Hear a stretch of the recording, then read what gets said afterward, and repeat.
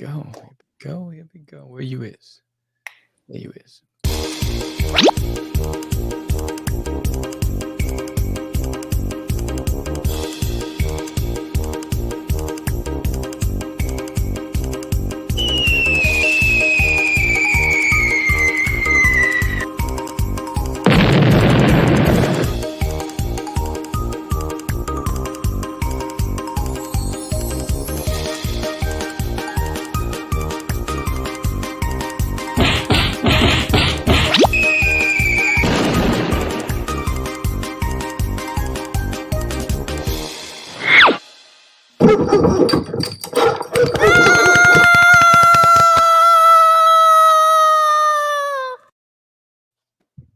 What's up, George? Wow. What do we got going on today? Today we have special guests. We have a duo. We have a dynamic duo. It is the guys from Indie Comics Relay. It's Keith Gleason and Johnny C. They're going to be joining us in just a few minutes, so stay tuned for that. Yes, let's get it.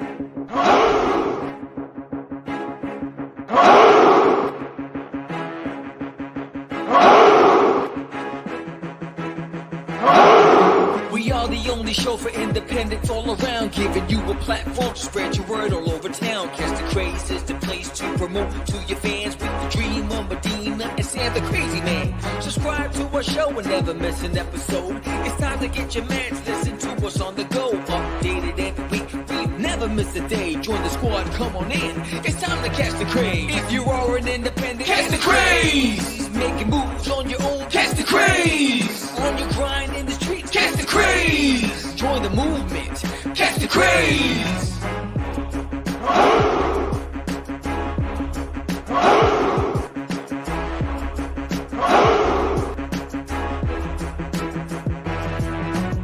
Yeah, George, we did it again. Come on now. You know you want to do it. Catch the Craze.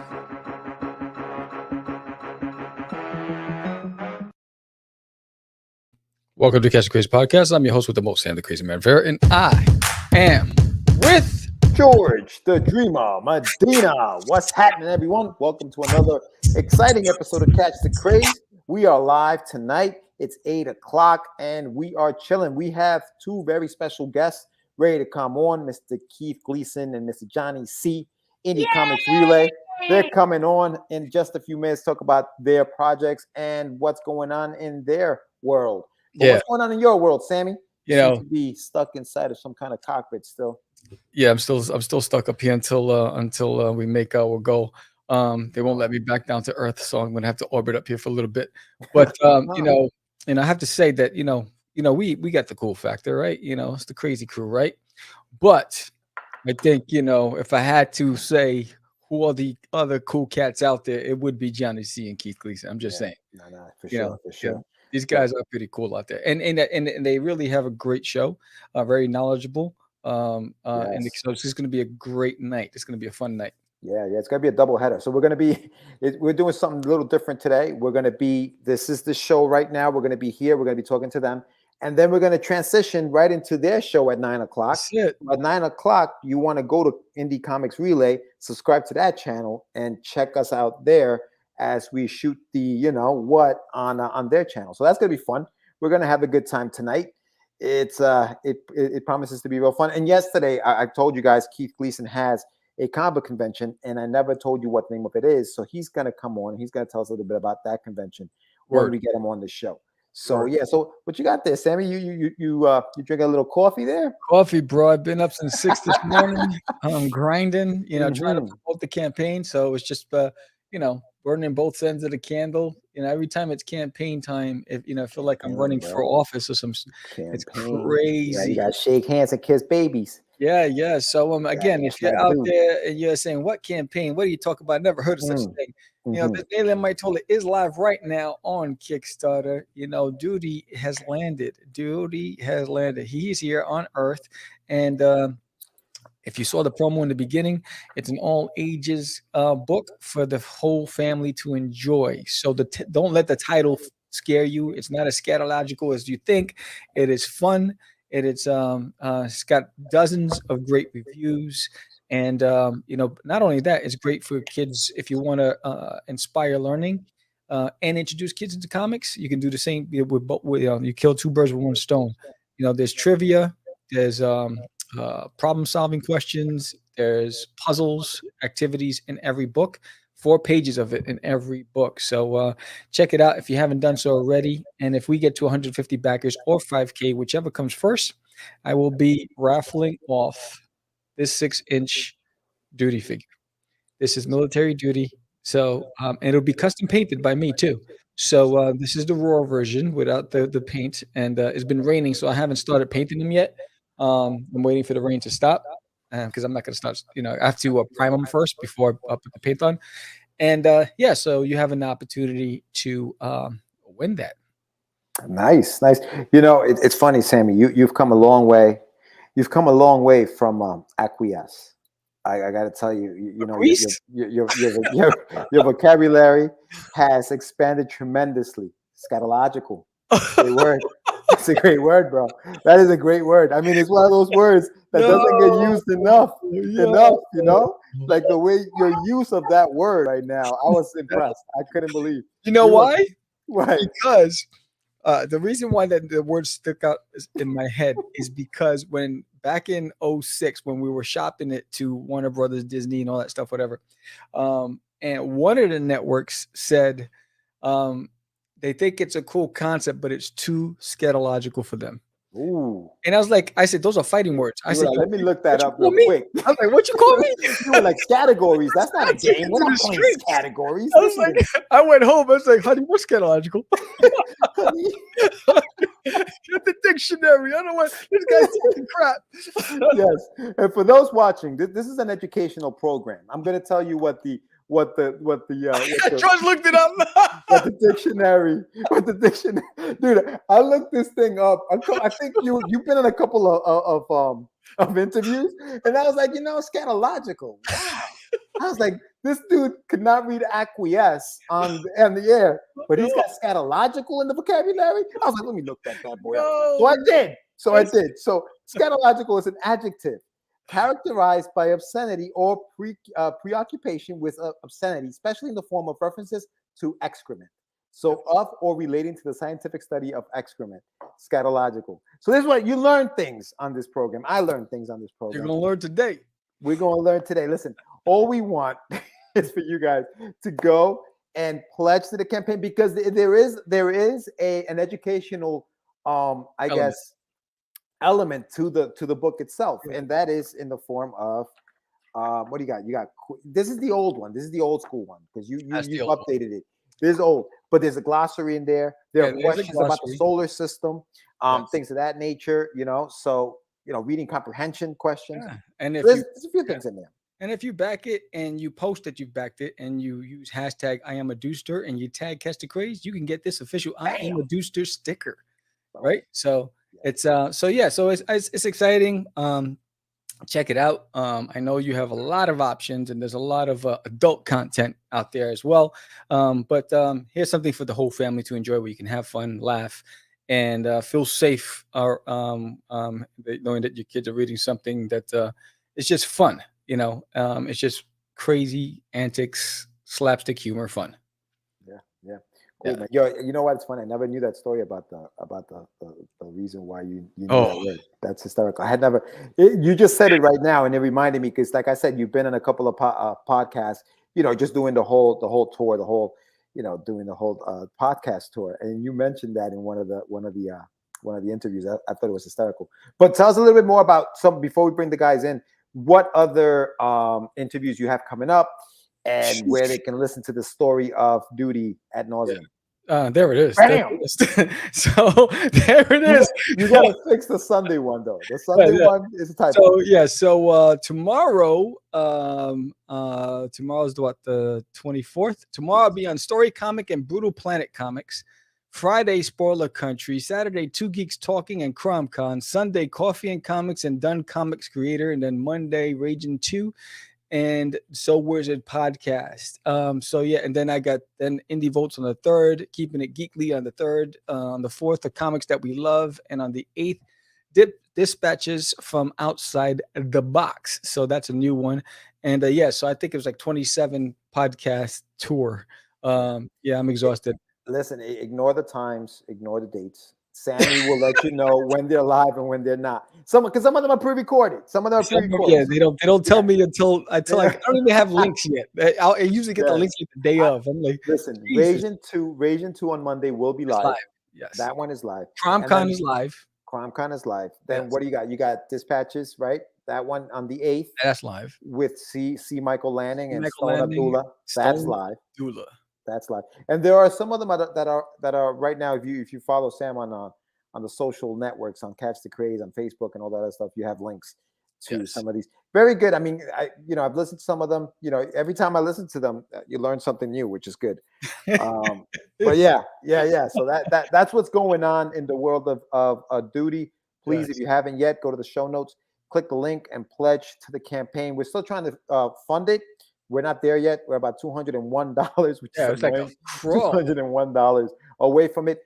Listen, the backer count is higher than we've had in the past with other campaigns. Yes, but there's more backers.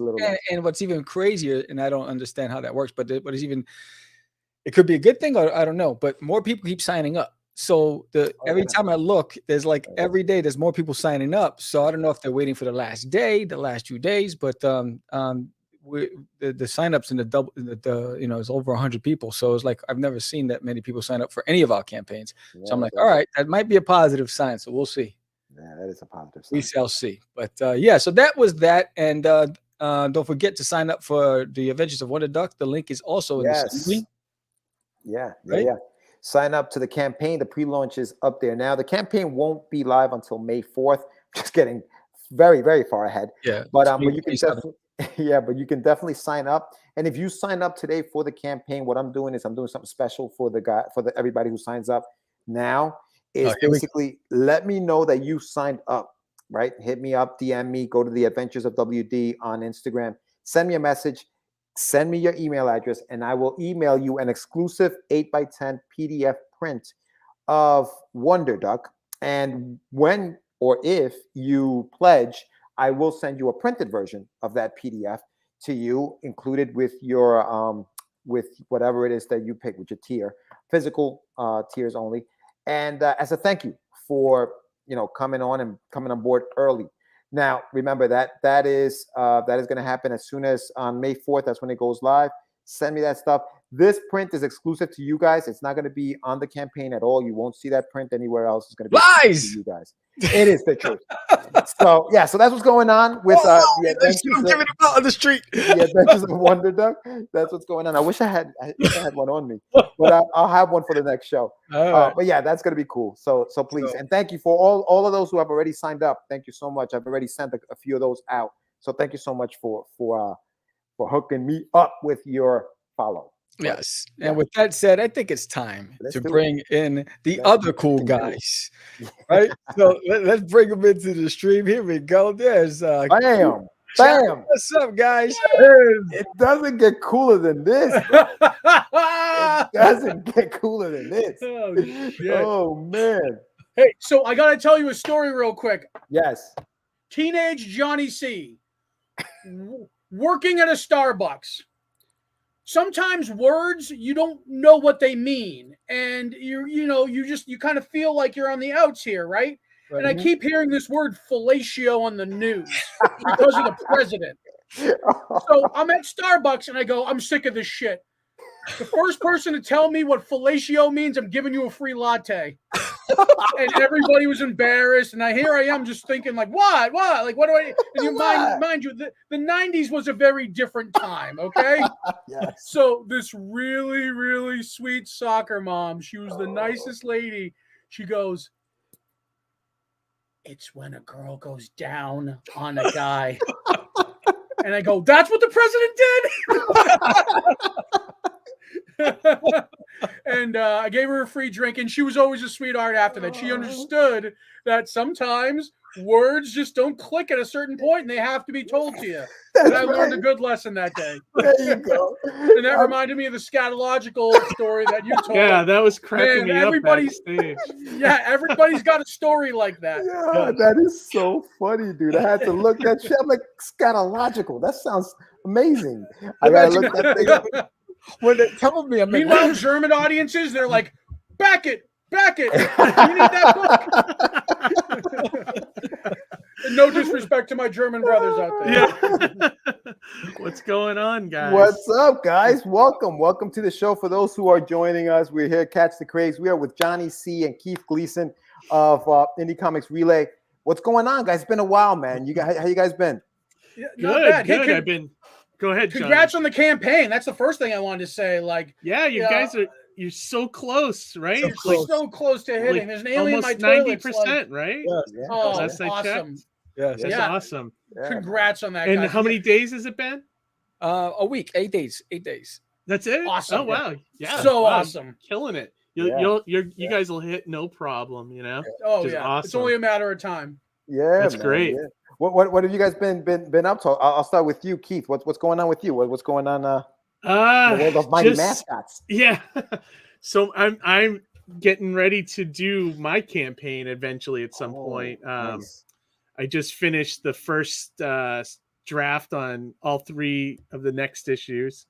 I don't know what the date's going to be yet. I got to check. I know there's a couple alternate creators going to be doing campaigns, and I don't want to step on their toes. So I gotta find a date, but it's coming soon. Probably, I'd say either early summer or even maybe late spring is when I'm kind of targeting. So yeah. hopefully. Maybe it's because I know too many people, but I find it virtually impossible not to launch against somebody else you might know. Yeah, it's gonna happen. Exactly. Yeah, And it's gonna happen. as long as so I don't butt heads with other creators in my, from my publisher, I think I'm good. True. Yeah. But yeah, I'm trying to avoid as much friends as I can, Yeah, no, you guys know it's like one of those things you try to, try to be respectful. But yeah, you're right. It's like you're gonna launch against somebody no matter what you do. You are. Johnny, what about you, brother? Oh, I'm sorry. Keep going. No, it's that, and I'm just preparing for the convention. I got just so much going on with that, and then the show has been amping up, and that's we're been a gonna lot talk of fun. about that. Yeah, I can't wait to hear more about that. What's going on with you, Johnny? Though, surrounded by death, you're still working on that. What's happening? Yeah, so I'm in the midst of fulfillment right now, and I've fulfilled probably about 75 to 80% of the campaign. Oh wow! So that's great. Even last night I was up till 3 a.m. Packing books, Gemini mailers. It's all part of the process. You know what I mean? Yeah. It was a long time coming too, because it's like, this is my first campaign, right? And even if you go into it thinking you're prepared, there's always a million things that pop up that you're like, oh shit, I could have done this better, or you know what I mean, or like, and one of the things that so I was very ambitious with my delivery times that I quoted, and in the midst of the campaign, I was like, I'm bananas. I should have never quoted this. So now I'm like about 7 months past the actual campaign, which isn't too bad, but I'm a few months out from when I said deliveries would happen. And I feel a little bit bad about that. So I've been in touch with my campaign backers. I love the update tool on Kickstarter. So, and I'm not the type that always posts the updates. I know a lot of people, they have one minor thing, enamel pins came in, and that's great, but most people, they just want their shit, right? So I'll only post when it comes down to nitty-gritty stuff, okay, books are going out, if you have this tier, it's going to get delayed, priority stuff, because so earlier in the year too, I actually quit my Netflix in favor of backing more Kickstarters. Oh, shit. Which I've done. Wow. I canceled my Netflix, and there's nothing on Netflix that was catching my interest. They took away the Marvel shit. I was done, Yep. And then they made a bunk ass Texas Chainsaw Massacre, which I can't forgive them for. Yeah, we've been texting back and forth about that abomination. Oh God, they should have just called me. Well, the good thing about having a show like the ones you have is that you can give updates on that show. So if anybody needs to find out what's going on with the campaign, you're not going anywhere. You're right there. Right. You can always find us on Wednesday. You know what I mean? Yeah. So, but just to kind of finish my thought there, in backing more campaigns, my email blowing up. It's just constant Kickstarter notifications. It's and I think part of that reflected with my desire not to do that to people. You know what I mean? Yeah, So I think that's why maybe I'm a little less communicate for some other people who normally use Kickstarter. But you know, I always fulfill. I make sure things that need to be, things that need to be said, things that need to be updated, people will know. You know what I mean? And that's what I'm doing right now. Important aside from work, my personal work shit's been crazy. I work in a GPS company, and we're affected by AT&T shutting down their 3G network. So the last 2 weeks have been bananas. It's been crazy at work. So doing something like this that's comic related and fun, like I'm greatly appreciative to break the trend of work shit I've been doing for 10 hours a day, you know? Yeah. I hear That's awesome. Yeah, man. Yeah. And that's kind of what I'm doing right now in a nutshell. It's just been work and surrounded by death fulfillment. What you were saying about updates, I think that's correct, Johnny. Just maybe once a month, if that would be perfect for people, you know? Like all of us, our inboxes are cluttered with everything, and it's just like Kickstarter does send a lot of stuff. Oh my god, so much. But the funny thing is, it sends the stuff that we wish that they didn't send. So like Sam right now, got the campaign for This Nail in My Toilet, and he wishes they would send updates about, hey, you guys signed up, you want to pledge? You know what I mean? Like, like that kind of stuff. But instead of look at this new doohickey that's getting kickstarted, But that's awesome, and I'm glad you guys. The show is great, man. I've caught a few of the episodes. Keith, the stuff you did with the what to do at conventions and how to set up your table, and you actually went outside and had your table set up. Yeah, and this is what it looks like. Like that was brilliant, man. That was good stuff. Yeah, stuff that like you think like comes common sense to all of us because we've been doing this forever. But you don't think about the new person that's never set foot in a convention before, and it's like and they don't even know where to begin, so it's like kind of like deconstructing that, and demystifying it a little bit too. And like a lot of people are very intimidated by San Diego, but everything you did and recorded while we were in San Diego to kind of give people perspective. It's like, it's not a show that you can't attain. It's not a show that's outside of your range. It's not, you know what I mean? You just got to stick to it. Keep it you always, if you get the opportunity, jump on it. Yeah. And I always say this too. I've been setting up at shows for 15, going on 20 years now. And I still learn from people in Artist Alley, like I'll see something that somebody does and I'm like, oh, I like that, and I add it to the, the arsenal, And Keith, it probably helps that you run a convention too. So you've got perspective where most people don't. Yes. Yeah. Definitely. So yesterday we were live on TV and we were talking about what we're going to do today with you guys. And I couldn't remember the name of the convention. So Keith, tell us about the convention that you promote, and tell us a little bit about that for people who may want to, check it out. Yeah, definitely. It's called Plastic City Comic Con. Yes. And funny fact, that's where I met Johnny for the first time. Like I think we met in passing a couple times, or when we talked about past stuff, right, Johnny? But I didn't make the connection with you until that first show. I don't think it's kind of like we're all in the same circles and we kind of heard of each other and maybe have crossed in paths and spoken before, but like I didn't actually connect with Keith on a friendly level until Plastic City. Yeah, isn't that funny? Somehow I was lucky enough to be a part of the cool kids to go to the after dinner. So I was like, oh, okay, like I can connect with these people. The VIP party. Yeah, the VIP. Yeah, I fooled somebody to get in there. And by VIP means dinner at Denny's. Like, hey, don't knock Happy Jack's in Leominster, Massachusetts. Yeah, right. That place is top notch. So where is the show? Where is the show, Keith? So it's up in a town called, started in Leominster, Massachusetts. And now it's in the town right next to it called Fitchburg, Massachusetts. And the reason I actually was not looking to be a con promoter at all. Like, I forget, like, I remember you guys were in and out of the industry for a while, right? And then you kind of just came back. But back in like 2015, I think it was the year before I started the show, the thing I started noticing about conventions is they were getting away from comics, and they were getting more into the celebrities, more into cosplayers, more into everything but comics. Yeah. And we went from seeing like gangbuster sales from like 2009 to slowly going down and down and down every year until finally 2015. I was at Boston Comic Con, and I'm like, we used to kill at this place. And now we barely made enough to cover the parking and the 3 days, table for being there. And I'm like, what is going on, And I started talking to everybody in Artist Alley, and everybody was like disappointed. Everybody was like sad, there was just like this air of like, what the hell happened to Comic Cons? You know what I mean?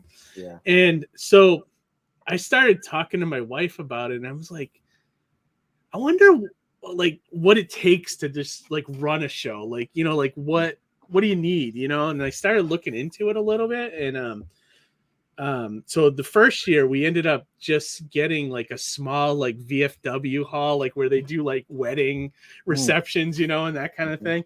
And it was 2 floors, and we could do about 40, I think there was 40, 50 tables there, Johnny.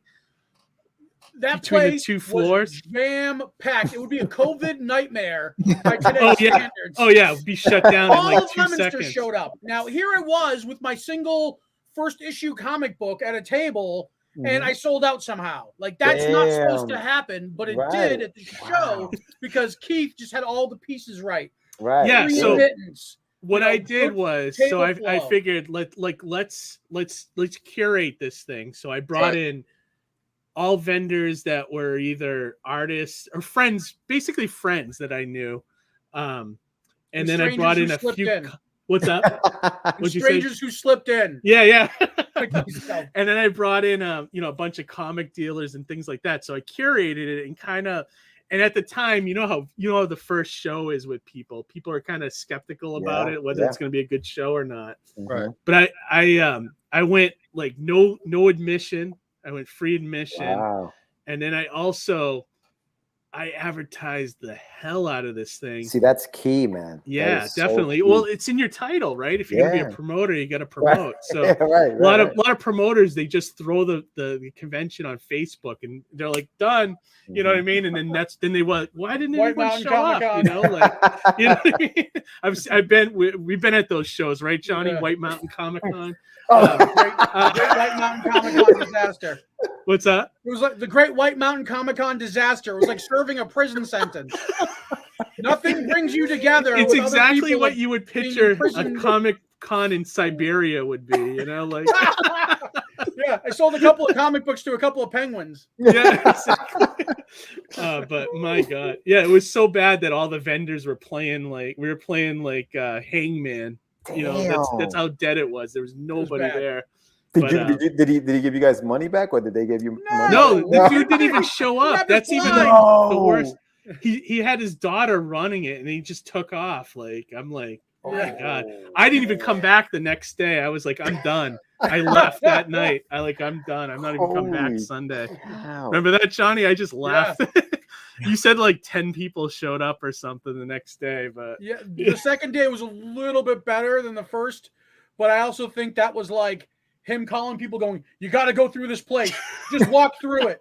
Make it look good. You know what I mean? You got to walk through this place. But yeah, it was crazy. But but to get back to Plastic City, so like that day, tons of people showed up. And the great thing about it, we didn't have programming. We didn't have like panels or anything. So everybody that went in there just spent money and shopped. And it was crazy. Like everybody came out after the show and said, oh my God, this was like the best. Like they couldn't believe how good the convention was.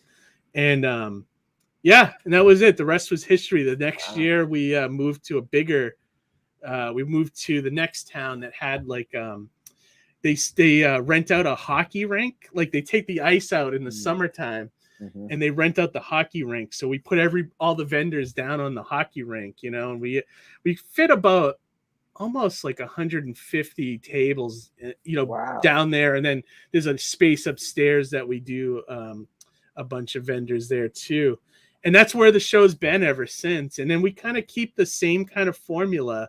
Like people are always after me to go 2 days. And it's like, every time I'm tempted by that, I'm like, no, we got to keep we got to stay with what works, because Yes. the second you start changing that formula is when you get into trouble.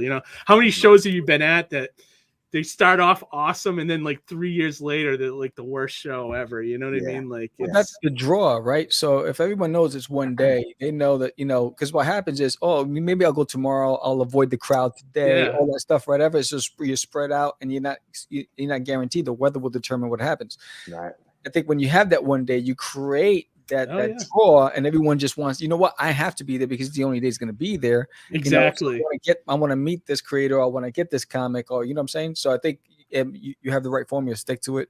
I wouldn't change it. Definitely. And the one problem you run into, and it's like, but I don't think it's a big deal with our show, is it's hard to get a guest to come in for that. Right. So if you like fly somebody in, they don't really want to come in for one day. And that's part of the problem. So I try to get people that are kind of within driving distance, I guess. And then, we brought Larry Hama in the last show we had before COVID. And the reason I was able to do that was because he came in for the Saturday, but then I lined up a store signing for him at one of the big stores near us for the Sunday. So I was able to do like a 2-day thing with him. And they kind of the store kind of took over after Saturday and picked him up and brought him to the train station, things like that. But so I was able to do that. So, but that's the tough part, is trying to get somebody to come in for just one day, Right. So, and just even as a creator, I appreciate the one-day show that much more, because number one, there's the people that they know there isn't a tomorrow. Right. Go, I'll come back tomorrow, right? You don't deal with that. It's just you're buying today or you're not. Right. So in turn, that can be more profitable for some people, right? And then two, it's like, I got my freaking Sundays. Like, I can chill on the couch, you know what I mean? I can just be like relaxing and just, I don't have to be at a con. And like, and there's nothing worse than packing up and driving home after like a 2-day show on a Sunday. You know what I mean? Well, that, and it's like the 3 days at most shows, if you compress it into one day, you make the same, right? So it's like, roughly, you're just there for triple the time, So look, I don't mind losing money if I'm traveling across the country to California, where I can enjoy the sun and the state. Yeah, it's like a mini vacation. Something that kind of feels a little bit like a vacation, even though there's a good moderate amount of work involved too. You know what I mean? Of course. Yeah, because that's a little bit easier to swallow a loss there than it is for a 3-day local show where you see the same 20 people all 3 days. Right. Walking around. You're just spending more money because you're buying lunch, you're buying breakfast, you're spending more money every day. If you have one day, you don't have to worry about spending all that money. Yeah, and most of the time you don't even need a hotel room. Like you drive in and drive right out. You save money there, and I mean, you could even bring your own snacks and not even buy food if you wanted to. Right. Totally up to the person and their budgets, but honestly, and I think what helped me running a show is like my retail or my daily, my full-time day job is dealing with customer service. So I think that aspect of my life made it easy to run a con, because because you are you think in the terms of service, you're in service to the vendors, you're in service to the fans coming through the door. And my whole motto for the show was, let's make it cheap for everybody, both the vendors and the customers. So our mission was always $5 to get in, which is crazy. And then we have free parking there. We have kids up 12 under free. So it's like they come in the door and they have tons of money to spend with people. Right. It's like, and now because of COVID, we're actually going to be going up to $10 for admission, but we're still going to keep all the other stuff. Like we're gonna do free parking and free, free kids. It's still an amazing deal. I mean, there's not a lot of conventions that are even $10 anymore. You know. Dude, the conventions are like $30 sometimes for a Saturday, at least, right? Like it's like what? I mean, definitely. And one thing I've observed, especially in the New England area, is that back in the day there'd be like a fair or a carnival that would come to town, and that's kind of what would bring the families out. Yeah, I'm noticing there's a lot less of that and a lot more Comic-Cons, and that kind of like took the place from a lot of that, where people now just grab their kids and they go to a Comic-Con for the day. As opposed to like, carnival, fairgrounds, whatever the case may be. And you know what I mean? That seems to be more of the precedent, at least in the Northeast here. Yeah, we're seeing a lot of families, When is it, Keith? When is Plastic City? When are you planning? Plastic City is going to be July 16th this year. Okay. We figured we haven't had the show in 2 years now. So it's like, I've had to roll over people twice, and it's like been crazy. But now that things are starting to lift a little bit, I'm hoping by the summertime things will just be completely back to normal. I'm hoping. We'll keep our fingers crossed. Unless we get like the super duper variant, the Thanos variant. The Thanos variant. The Plastic City variant, But it was so funny. Like the name too is like reminiscent of like Leominster too, because it's nicknamed the Plastic City. When we were joking around creating the name for the show, like the Leominster's known for a bunch of things, like and one of them's like the birthplace of Johnny Appleseed. So we were like, when me and my wife were like making the name, we're like, let's call it Appleseed Con, or and then there's like a huge drug problem in parts of town here. Like, let's call it like hypodermic needle con, And then we were like, well, why don't we just call it Plastic City Comic Con? And I was like, wait a second, that actually sounds kind of cool. It makes you think about it like a toy, or something like that. Like a toy. That's what I thought it was more the Plastic City toys, that kind of thing. I thought that's what you were doing. They're known for Plastic City because a lot of plastic factories are still here. This is where like our city is where the pink lawn flamingo came from. So that's just to give you an idea of Sterilite, the plastic company, I believe, is out in there too. Yeah. Would you say, Sam? I thought the pink flamingo came from Scarface. Right? Well, they were made in Massachusetts. Mark Torres says NeedleCon. Yeah, NeedleCon. Yeah, White Horse Comic Con. What'd you come home with? A copy of Iron Man 80? Nope, Narcan. Yeah. That's awesome. So that Fall River feels a little bit like that too, and we've had a couple of successful Comic Cons in Fall River, Mass. Like if you search Fall River, Massachusetts, there's like true crime dramas, like things about people getting kidnapped. It's not a nice place in Massachusetts, but the few cons I did in Fall River haven't been so bad. The interesting thing about COVID, it seems to decimate it. There was almost like oversaturation of Comic Cons up in this area. I think like that the 2 years with COVID has decimated a lot of them. Thank God. Yeah, I think so. I think less is better. And like the ones that are sticking around have good track records, Right. There's a couple that I could feel like because when you oversaturate the market, the nostalgic aspect of it goes away, and it's like, oh, there's one every other day. I'll go whenever I get a chance, But so when you have the ones that the tried and true that are there, annually, they're going to be there, then you can build an audience. And you plan on them, and meet, the cosplayers meet there, with their whole groups and everything. The one thing I want to pitch Hollywood someday is like a reality show about the date, about just Comic-Con promoters. Like, oh my God, dude, freaking insane. I've showed Johnny some of the stuff. Having other promoters go to your convention to promote their convention kind of thing, and you can't but like the dirt bags out there. There's so many dirt bags too. Like there's a guy. I don't know if I should even say what convention it is, but my God, he is such a scumbag. Like he'll go and he'll buy like if he hears about a show, Yeah. he'll go and buy the URL from out, before the actual promoter can go get the URL. Yeah, So cutthroat. Such a cutthroat, like it's nuts. I won't say his name because I just don't want to, get in any trouble. But like, That's crazy, it's crazy. Dude. Like, that would be interesting, dude. That would be. Yeah, I mean, you wouldn't even think it's almost like comical, like you wouldn't even think something like that's going on behind the scenes. But yeah, it's nuts. There are so many reality TV shows about just all kinds of things that why not? Yeah, right.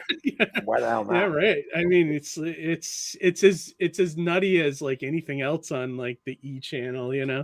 So. Some of these promoters are just personalities in and of themselves, Correct. Yeah. There's a guy, I don't know his name, and I don't want to point it out, but he looks like the guy from the New York Dolls. That was also Buster Poindexter.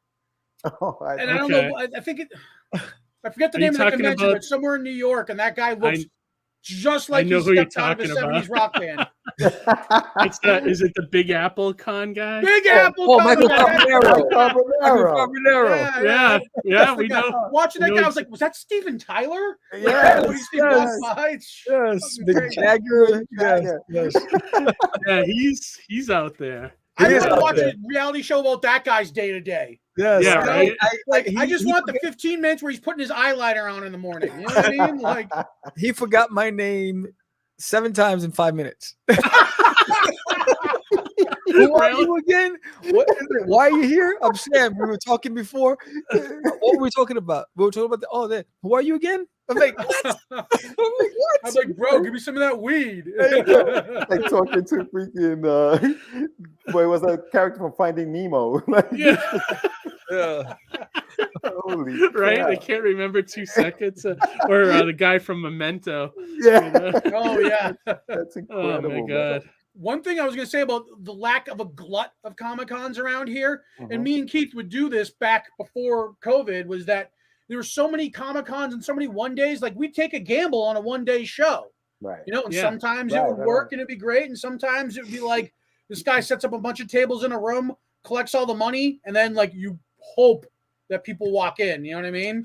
Yeah. And we've had our fair share of both, but with less of these one-day shows or less of shows in general in the area, there's less opportunities where these not tried and true shows can basically rob people. You know what I mean? Yeah, this year I'll be trying a lot of like little things. Like I do some craft shows sometimes too. Just sometimes you run into like little things like that where it's like right.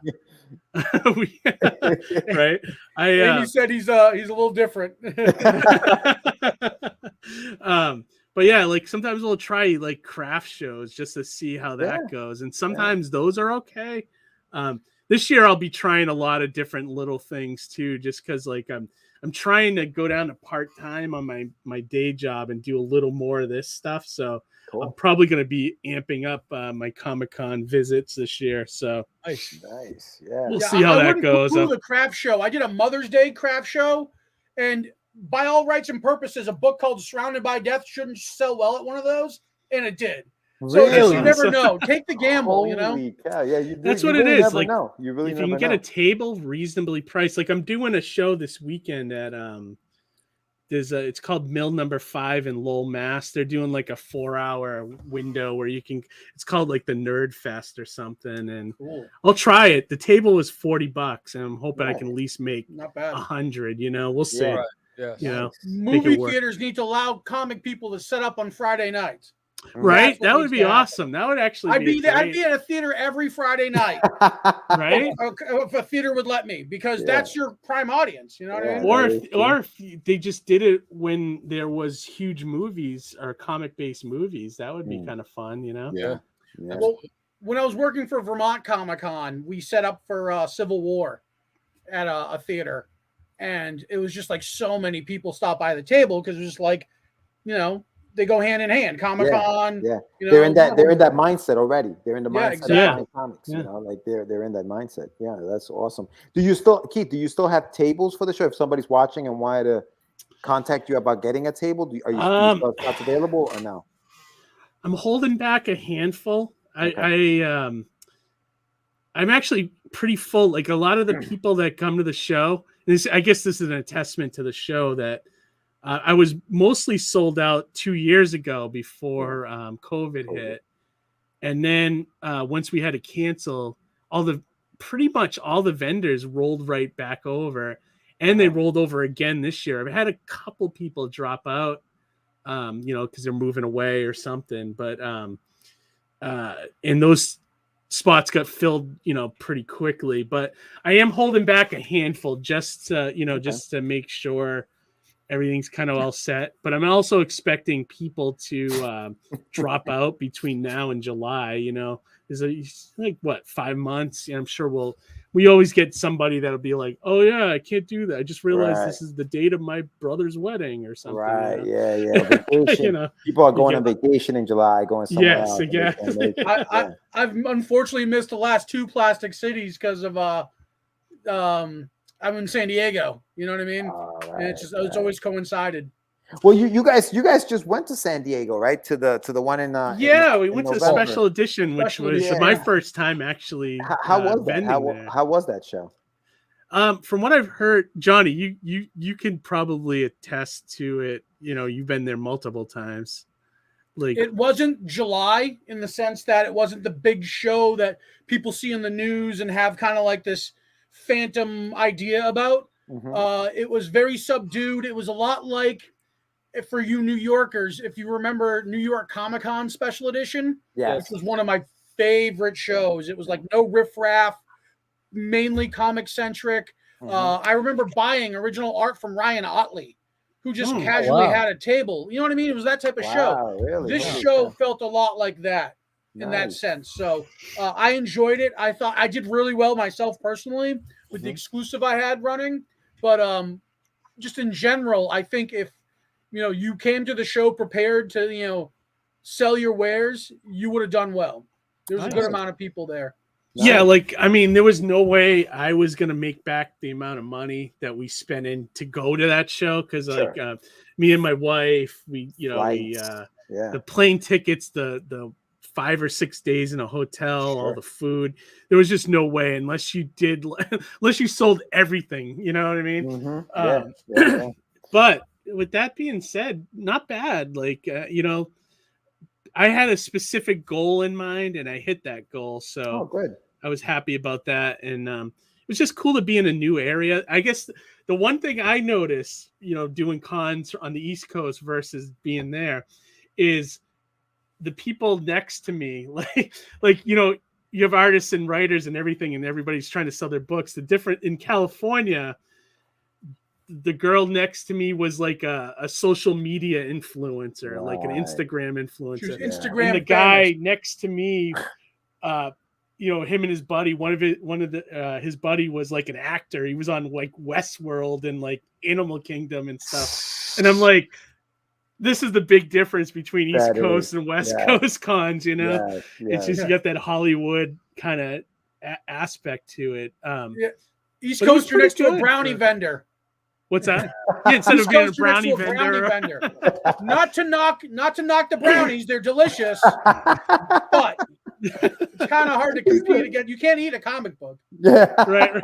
It's not chocolatey. But we had a good time. I mean, it seemed to not be like that crazy busy. Yeah.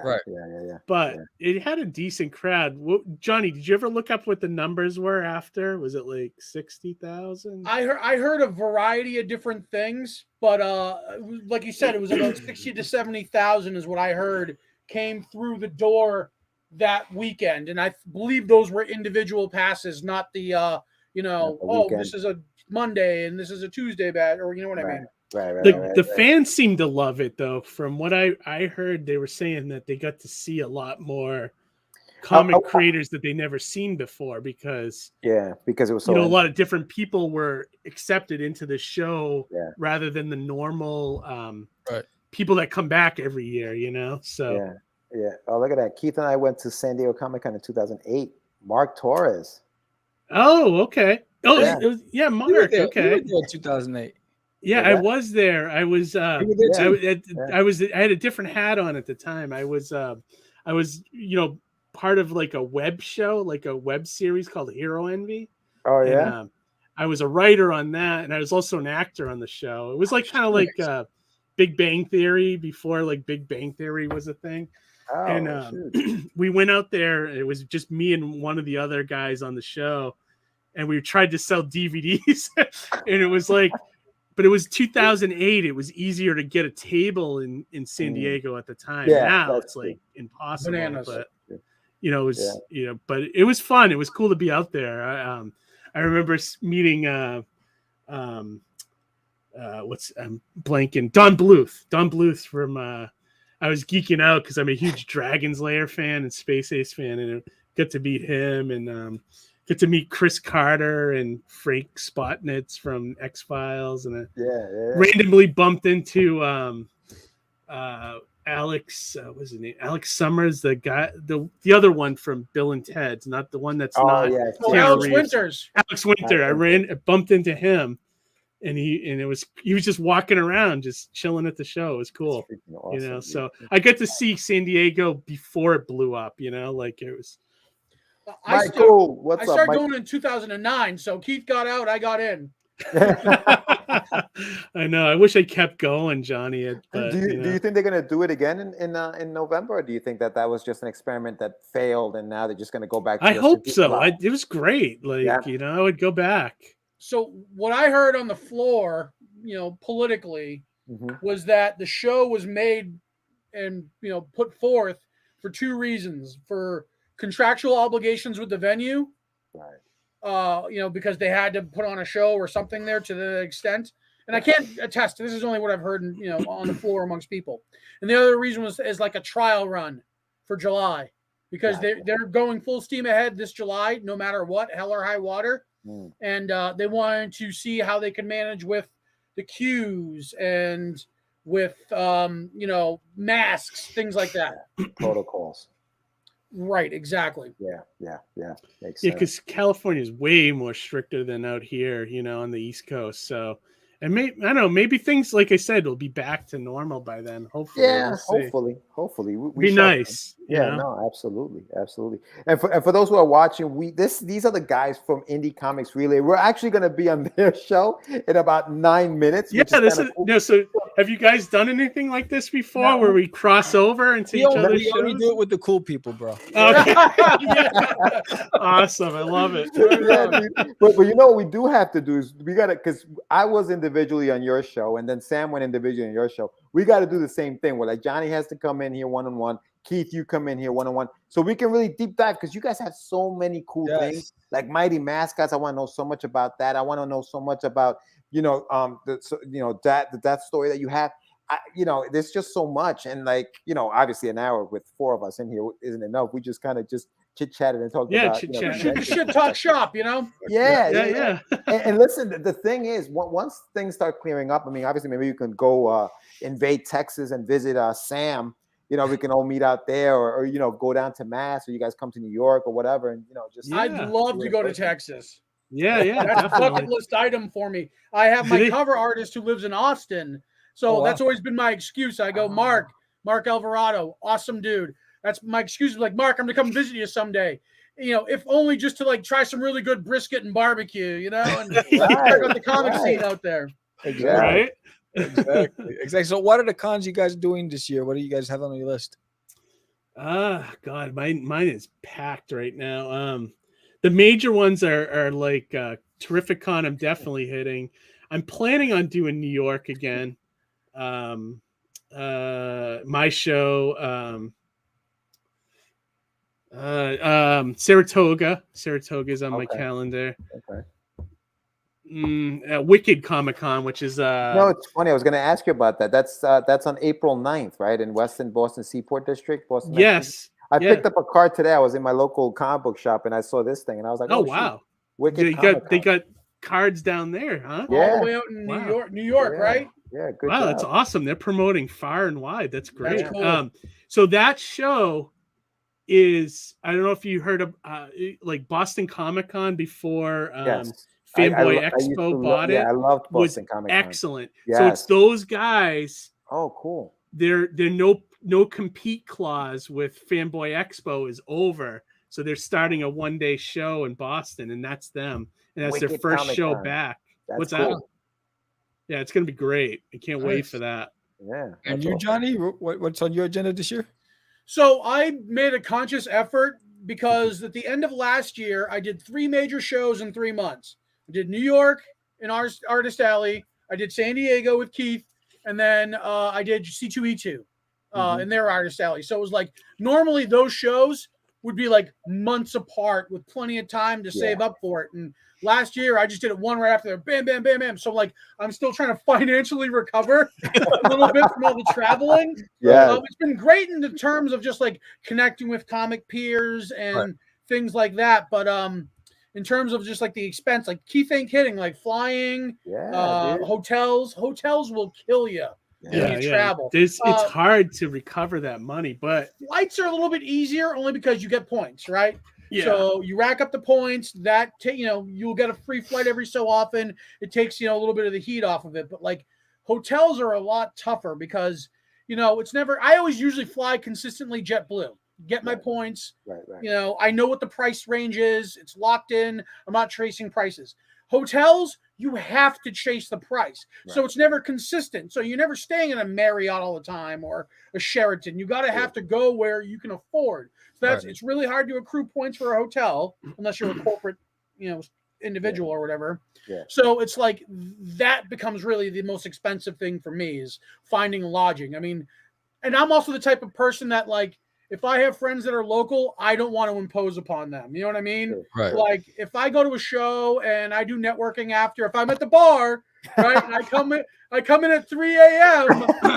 Like this past November in San Diego, I believe my friends dropped me off and they thought I was going up to the room and ended up wandering over to the Hilton to get more drinks. But that was a great moment because I got to meet with Dustin Nguyen on the way home because we both walked back to the hotel. And if you're not familiar, he's currently working on Batman at DC, and he's a Descender at Image. Nice. And it was just like we're 2 drunk dudes talking shop, chit chatting. And those are things you wouldn't get normally. You know what I mean? Yeah, that's really cool. So let's wrap this up and let's head over to your house. Everybody in the audience, this conversation will continue on the Indie Comics Relay channel. I just put the link in the chat. Hit that link. It'll take you right to the channel, and we'll talk to these guys right over there. We're out. Awesome. Nice. All right, guys. We'll see you soon. All right. It's just easy. It does not. No, I was talking about my friend Acquisa. Say my name, right? This is what you were thinking? Oh, my. He described me. He said, I'm the What? Catch the Craze. You're listening to Catch the Craze. You're listening to Catch the Craze. To Catch the Craze. You are listening to Catch the Craze on Catch the Craze. You're listening to Catch the Craze.